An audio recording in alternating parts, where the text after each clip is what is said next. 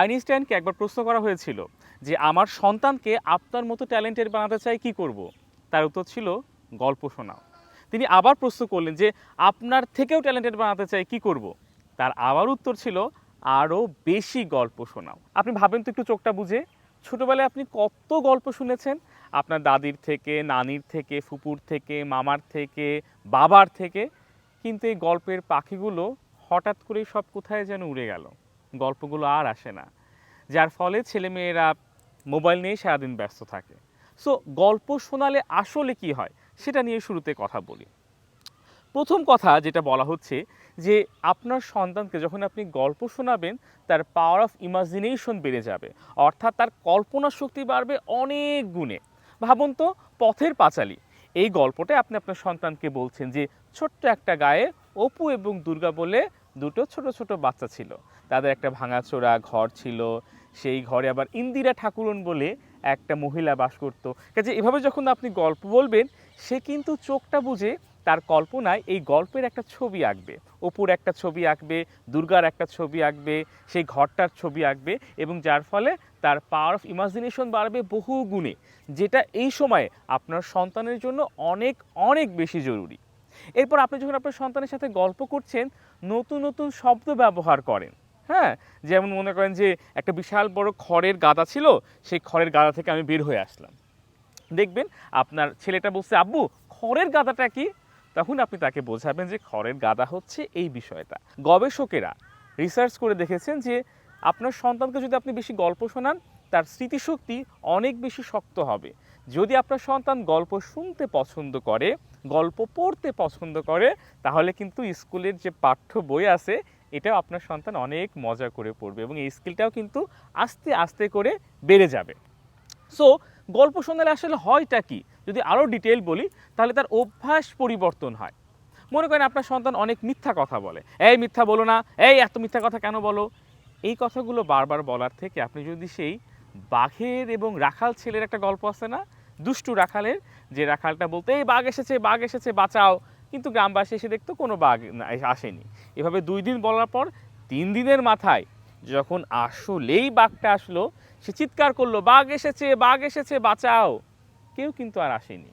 কাজে এই গল্পটা যদি আপনি আপনার সন্তানকে বলেন তাহলে কিন্তু সে বুঝবে মিথ্যা কথা বললে কি হয়, এবং মিথ্যা কথা বলাটাও কিন্তু সে আস্তে আস্তে করে কমায় দেবে। বাই দ্য সেম ওয়ে আপনার সন্তান যদি অনেক বেশি স্ক্রিন অ্যাডিক্টেড হয়, আপনি তাকে বলতে পারেন যে একটা গল্প শুনো, বাবু বলে একটা ছেলে ছিল অনেক ভালো, এটা করতো সেটা করতো, কিন্তু সারাদিন মোবাইল দেখতো।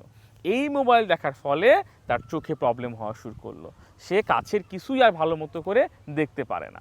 তাহলে কিন্তু দেখবেন যে আপনার সন্তান মানে আসলে স্ক্রিন অ্যাডিকশনটা কমায় দেবে। যদি সে অনেক বেশি ফাস্ট ফুড খায়, তাকে যদি বলেন যে এই ফাস্ট ফুড খেও না খেও না খেও না, খুব বেশি কিন্তু একটা কাজে দিবে না। বরঞ্চ আপনি যদি বলেন যে একটা ছেলে ছিল, তার নাম ইমতিয়াজ, সারাদিন দোকান থেকে ফাস্ট ফুড চিকেন ফ্রাই এগুলো সবসময় খেত, ভাত খেতই না, এবং এর ফলে তার শরীরটা আস্তে আস্তে খারাপ হয়ে যায়, সে অনেক বেশি মোটাসোটা হয়ে যায় এবং তাকে কেউ আর ভালোবাসতো না। কাজে এইভাবে যদি আপনি বলেন তাহলে কিন্তু তার অভ্যাসটা চেঞ্জ হবে। এরপরে আমি বলবো যে আপনি যদি চান যে আপনার সন্তান ভালো মানুষ হবে, মনীষী হবে, তাহলে অবশ্যই আমাদের নবীজির কিন্তু অনেক ঘটনা আছে, তাই না? অনেক গল্প আছে আমাদের নবীজির ছোটোবেলায়, তিনি কীভাবে কারোর সাথে কথা বলতেন, এবং এই গল্পগুলো কিন্তু আমাদের সন্তানদেরকে শোনাতে পারি, তাহলে কিন্তু আদর্শের জায়গাতেও তারা অনেক বেশি সচেতন হবে।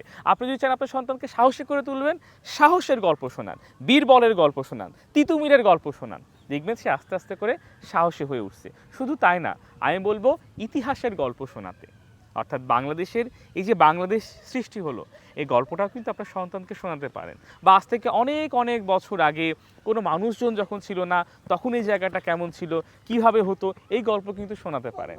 আপনি বাবা হিসাবে আপনার ছোটোবেলার গল্প শোনাতে পারেন।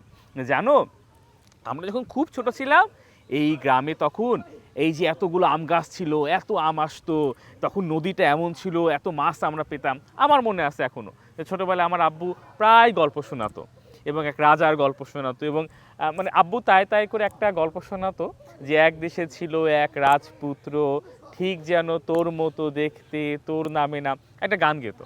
সো এই গল্পটা যখন আব্বু করতো না, আমি কল্পনার চোখে আমি সেই রাজকুমার হয়ে যেতাম। হ্যাঁ, সেটা অনেক বেশি ইফেক্টিভ। সো এইভাবে আমরা গল্প শোনাতে পারি আমাদের ছেলেমেয়েদেরকে। এবং আমি যেটা বলবো যে স্পেশালি আমরা ছোটোবেলায় যে গল্পগুলো শুনেছি সেই গল্পগুলো শোনাবেন না। কোন গল্পগুলো জানেন? ভূতের গল্প। যে এক দেশে ছিল বিশাল বড় একটা ভূত, সেই ভূতটা রাতের বেলা সবাইকেই ভয় দিত। এভাবে ভূতের গল্প বা আধারের গল্প যদি শোনান, আপনার সন্তান কিন্তু ভীতু হয়ে যাবে। আর আসলেই তো ভূত বলে কোনো কিছুর অস্তিত্ব নেই। কাজেই আমি অনুরোধ করব, ভূতের গল্প, রাক্ষস খোক্ষসের গল্প, অর্থাৎ যে গল্পগুলো নেগেটিভ এনার্জি দেয়, এই জাতীয় গল্পগুলো কিন্তু আমরা কখনোই আমাদের ছেলেমেয়েদেরকে শোনাবো না। এবং এই রাক্ষস খোক্ষসের যেই বই আছে গল্পের, সেই বইগুলো তুলে দিব না। আমরা দিতে পারি ঈশপের গল্পগুচ্ছ। আপনারা জানেন যে ঈশপের গল্পগুচ্ছে কিন্তু অসংখ্য গল্প, এবং প্রত্যেকটা গল্পের শেষেই কিন্তু একটা সুন্দর এবং খুব ছোট্ট একটা লার্নিং আছে।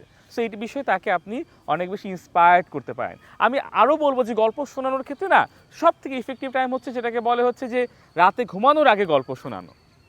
রাতে ঘুমানোর আগে আপনার সন্তানকে কোলের কাছে নেন এবং তাকে একটা মিষ্টি ছোট্ট একটা গল্প শোনান।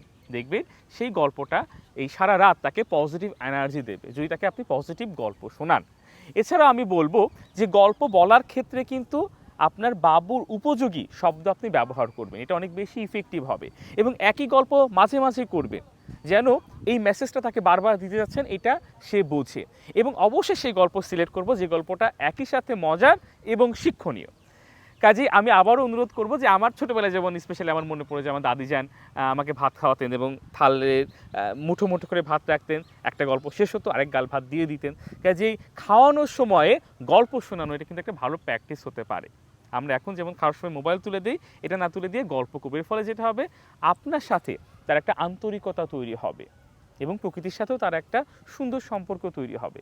কাজে আমি আবারও বলবো যে আপনার সন্তানকে ট্যালেন্টেড বানাতে চাইলে গল্প শোনানোর কোনো বিকল্প নেই।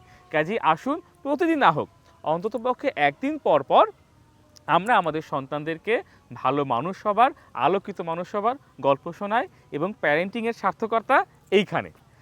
সো অনেক অনেক অনেক ধন্যবাদ জানাচ্ছি আপনাদের সবাইকে এতক্ষণ অবধি আমাদের ভিডিওটা দেখার জন্য। এবং জানিয়ে রাখি যে আমাদের চ্যানেলটা সাবস্ক্রাইব করলে কিন্তু আপনি প্যারেন্টিংয়ের যাবতীয় খুঁটিনাটি পাবেন।